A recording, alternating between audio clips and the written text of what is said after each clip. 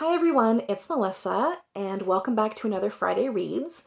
This is probably going to be my last Friday Reads for a few weeks because I am judging the BookTube prize for this final round, and I'm judging translated fiction, and I haven't read any of the 6 books, which means I need to read all 6, and I'm going to read as many of them as I can in August, which means I won't be able to update on anything on Fridays because I can't talk about those books until the round is over.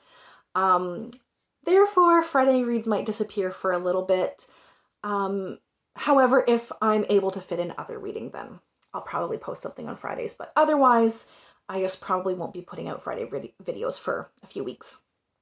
I am in the middle of 2 things. I am about 40% of the way through Actor Age, Eve Brown by Talia Hibbert. This is a romance novel. It's the 3rd in the Brown Sisters trilogy, and they work as standalone romance novels. But the first one is Get a Life, Chloe Brown. The second one is Take a Hint, Danny Brown. And this one, Actor Age, Eve Brown, is about the youngest Brown sister. And I'm enjoying it so far, as I've enjoyed all of them. But I think this one's probably my least favorite so far. We'll see if it picks up. It has nothing to do with like the plot or writing or anything so much. I found Chloe and Danny more interesting characters, and I'm finding Eve a bit less interesting than the other 2 sisters.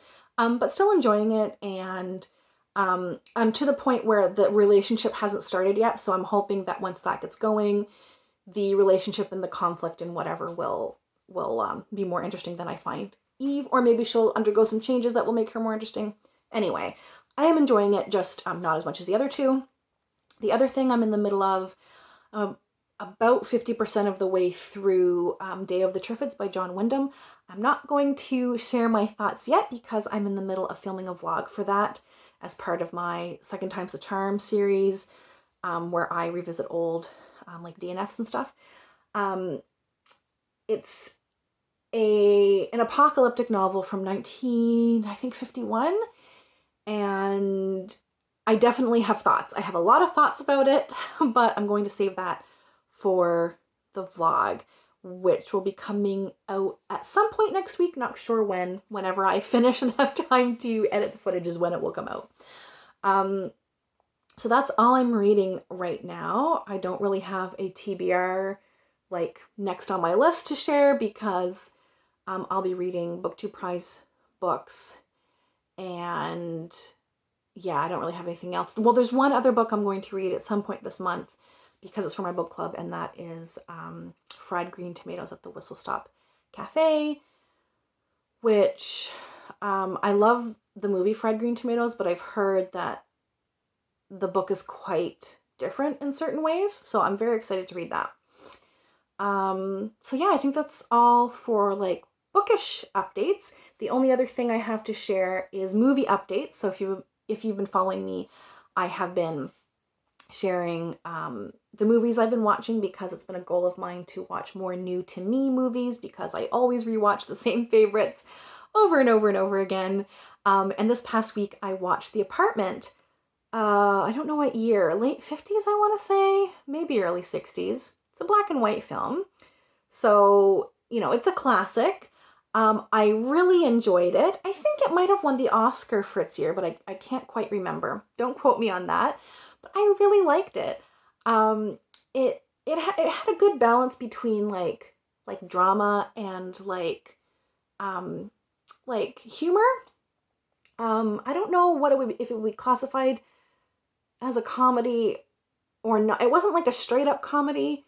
But there were definitely comedic like elements to it, but I don't think it would be classified as a drama either. I don't know. I don't know how to describe it. The premise is that Jack Lemmon. So it stars. Did I mention this? It stars Jack Lemmon and Shirley MacLaine. Jack Lemmon's character works for this. I think it's an insurance company. It's a big company in New York. It has like thousands of employees. And he's a bachelor. He doesn't really have like friends or family around. So he's been renting out his apartment to a few different like bosses, like his higher ups. and they take their mistresses there, and it's starting to get in the way of his life. Like, he's doing this, it helps endear him to his bosses, and he gets like promotions, and he's, you know, doing well in the company, because they want to do him favors now. But it's starting to get into his way, because like sometimes it'll be raining out, he can't go back to his apartment because someone's there. There's a scene where like he has a cold and he just wants to like take a pill and go home, but then he gets a call from one of his bosses saying, oh my god, I just met this woman, she looks like Marilyn Monroe, like she's really into me, like I need the apartment right now. And he can't say no to them.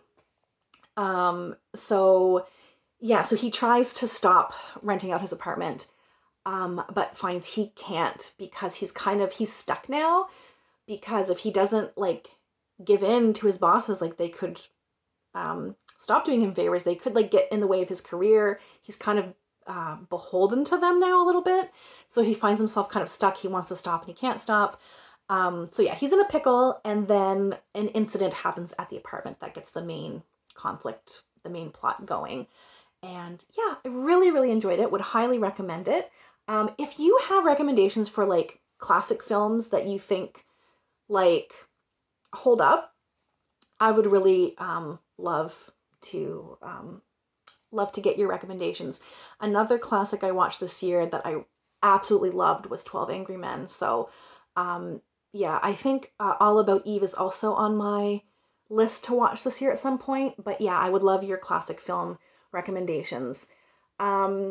Those are all the updates. I don't have any like life updates this week. Nothing has been happening. So I'm going to stop the video here. As always, thank you so much for watching, and we'll chat soon. Take care. Bye.